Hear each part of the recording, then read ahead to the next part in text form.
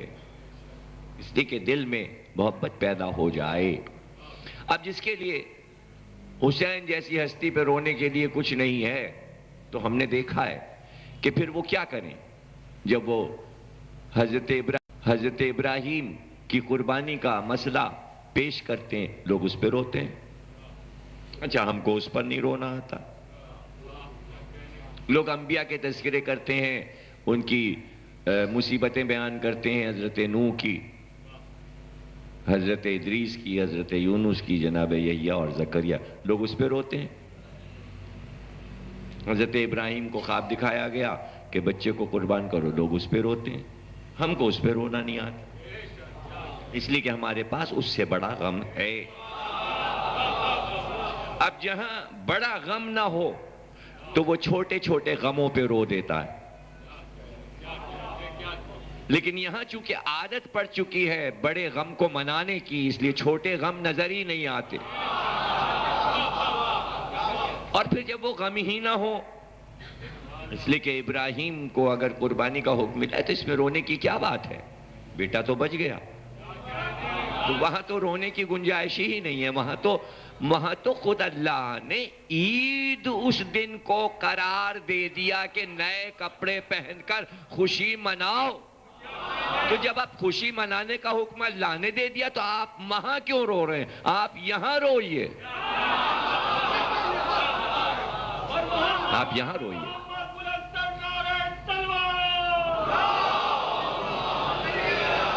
بعض ذہنوں میں یہ بات گھسی ہوئی ہے کہ عاشور کا دن عید کا دن ہے. تھا جو بقرعید کا دن ہے وہ غم کا دن بننے والا تھا اور اسے خوشی کا بنا دیا. وہ عاشور جو عید کا دن تھا اسے غم کا دن بنا دیا. تو یہ تو اس پر منحصر ہے کہ خوشی کو غم, غم کو خوشی بنا دے. اور جب وہ بنا دے تو پھر وہی حکم ہو جاتا ہے. ہاں اسماعیل ذبح ہو جاتے تو ماتم ہو رہا ہوتا, لیکن کون کرتا ماتم؟ ماتم کون کرتا؟ ظاہر ہے کہ کوئی امت اگر چھوڑتے حضرت ابراہیم تو روتا کوئی. امت تو وہی ہے جو محمد کا گھرانہ ہے, وہی ابراہیم کی امت ہے. جب اسی امت میں جو ابراہیم کی امت ہے, جو ابراہیم کا گھرانہ ہے, جب بڑا غم ہو گیا تو اب چھوٹے غم پر وہ لوگ بنی ہاشم کیا روئیں؟ انہوں نے کہا عید منا لو, تو بقرعید کے دن عید ہونے لگی. اب یہاں غم ہو گیا, اس لیے اب اس کو غم کو عید میں تبدیل نہیں کر سکتے, اس کی خوشی نہیں منا سکتے. اور اس میں تو بدنامی بھی ہے, شرم بھی ہے اور ذلت بھی ہے کہ کوئی عاشور کے غم کو نہ منائے تو ذلیل بھی ہوگا, شرم بھی آئے گی. کب جب آپ یہ کہہ رہے ہو, غور کیجئے گا میں کیا کہنے جا رہا ہوں. دیکھیے آپ بقرعید کیوں منا رہے ہیں؟ ہمارے نبی تو محمد ہے نا, تو ابراہیم کے گھر کے ایک واقعے پر 73 فرقے متفق ہیں, حالانکہ سنت ہے, حالانکہ سنت ہے. سنت ہے یعنی واجب نہیں ہے قربانی, لیکن سنت کو واجب سمجھ کر رہے ہیں کہ کہیں سے پیسے پیدا کر کے بکرا یا گائے لانی ہے. کیوں اتنا اصرار کیوں ہے؟ نہ کیجئے, سنت قرار دیا. سنت کا مطلب یہ چھوڑ سکتے ہو, اگر نہیں ہے, رقم نہیں ہے تو آپ چھوڑ سکتے ہو. ایک صلوات پڑھیے گا.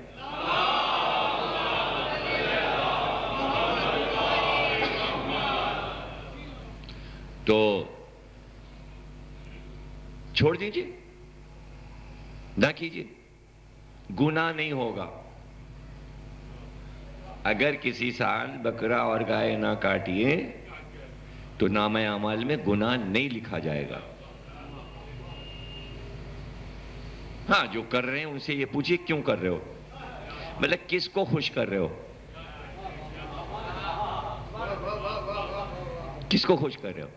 یعنی اگر آپ نے نہ کی قربانی اور قیامت میں حضرت ابراہیم کا سامنا ہوا تو کیا حضرت ابراہیم ناراض ہو جائیں گے کہ تم نے میرے بیٹے کے بچنے پر خوشی کیوں نہیں منائی؟ آپ آرام سے کہہ دیں گے خوشی تو دل میں تھی کہ آپ کا بیٹا بچ گیا، پیسے نہیں دے کے بکرا لاتے، گائے لاتے۔ ابراہیم نے کہا کوئی بات نہیں، جاؤ جنت میں جاؤ۔ یعنی یہ چارج محشر میں نہیں لگے گا آپ پر کہ ابراہیم اللہ سے یہ شکوہ کریں کہ اس امت نے میرے بیٹے کے بچنے پر عید نہیں منائی۔ ایسا کوئی فتویٰ نہیں ہے، ایسی کوئی آیت نہیں ہے، مناؤ یا نہ مناؤ۔ ابراہیم تم سے پوچھیں گے نہیں، اگر تم نے منایا ہے تو کوئی بہت بڑا انعام بھی ابراہیم نہیں دیں گے، اس لیے کہ انعام دینا ابراہیم کے ہاتھ میں ہی نہیں ہے، مسئلہ ہے محمد کے ہاتھ میں۔ ہاں محمد پوچھیں گے کہ میرا بیٹا اشور کو مارا گیا تھا، کیا کیا ہے، خوشی منائی یا غم؟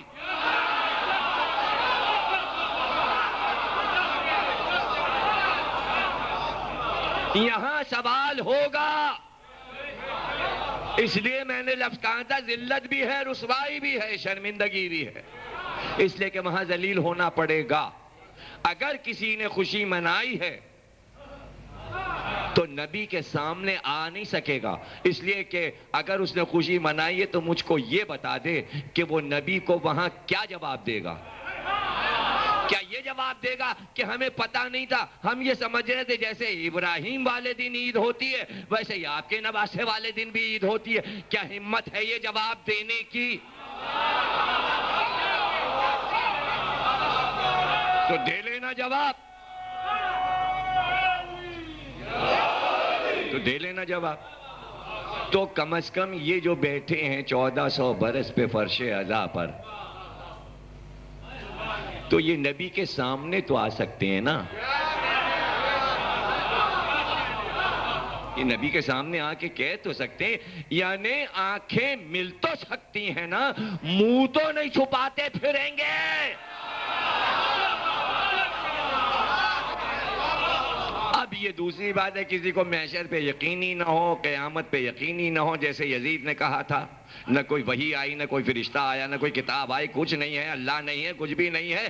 ہاں اگر یزیدیت پہ آپ چل رہے ہو تو ٹھیک ہو، آزاد ہو، نہ محشر کو آنا ہے، نہ نبی کا سامنا ہے، نہ اللہ ہے، تب تو پھرو آزاد، جو چاہے کرو، غم مناؤ یا نہ مناؤ۔ لیکن جس قوم کو یہ یقین ہے کہ اللہ ہے، نبی ہے، کتاب ہے، اور ایک دن نبی کا سامنا ہوگا، تو وہ عمل کر رہی ہے کہ یہاں کی تو چھوڑو، سامنا ان کا کرنا ہے۔